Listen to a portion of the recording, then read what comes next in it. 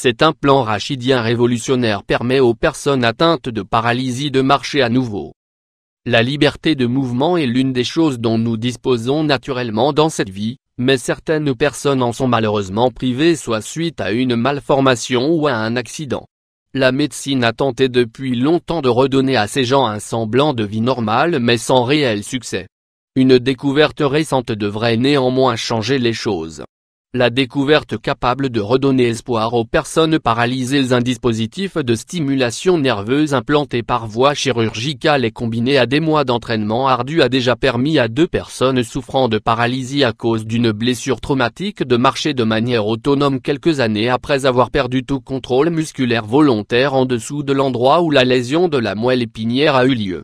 Ce sont les équipes du Frazier Rehab Institute et du Centre de recherche sur les lésions de la moelle épinière de l'Université de Louisville, dans le Kentucky, qui ont mis en évidence les détails de ce protocole de la stimulation épidurale tout à fait révolutionnaire.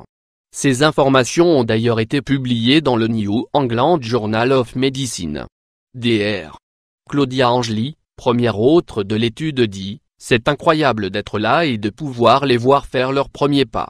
C'est un moment émouvant pour la personne elle-même parce que c'est quelque chose qu'on lui a dit qu'elle ne serait plus jamais capable de faire. Un cap très encourageant à franchir pour beaucoup de gens avant de pouvoir participer à l'étude. Les volontaires Kelly Thomas et Jess Markey ont dû suivre un traitement de réadaptation classique pour les lésions de la moelle épinière subies à cause d'un accident de la route. Cependant, les 2 n'étaient toujours pas capables de marcher.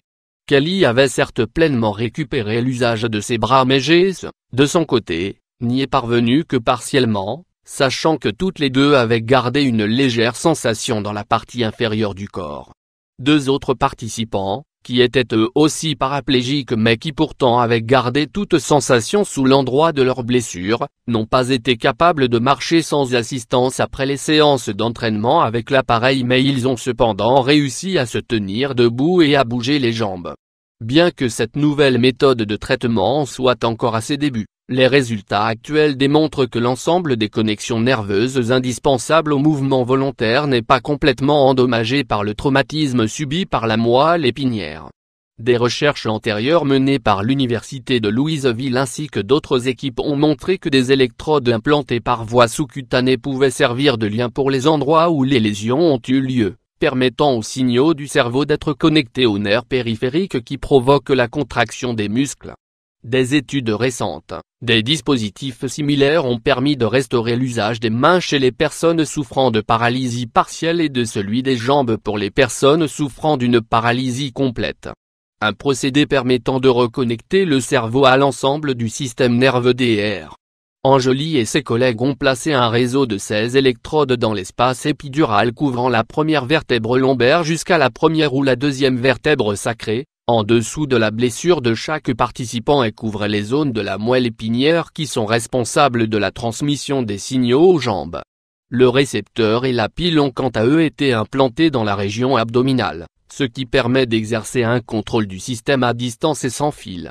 Désormais, les mouvements des participants ne sont faisables que lorsque les électrodes sont sous tension. Cependant, une des patientes sous la surveillance de Dr. Susan Arkema a pu regagner ses capacités motrices sans stimulation plus de 3 ans après l'entraînement du système nerveux.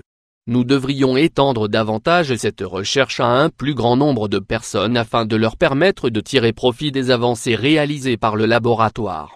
Ceci représente une chance pour 1,2 million de personnes atteintes de paralysie médulaire de marcher à nouveau. C'est un potentiel immense, dit Arkema.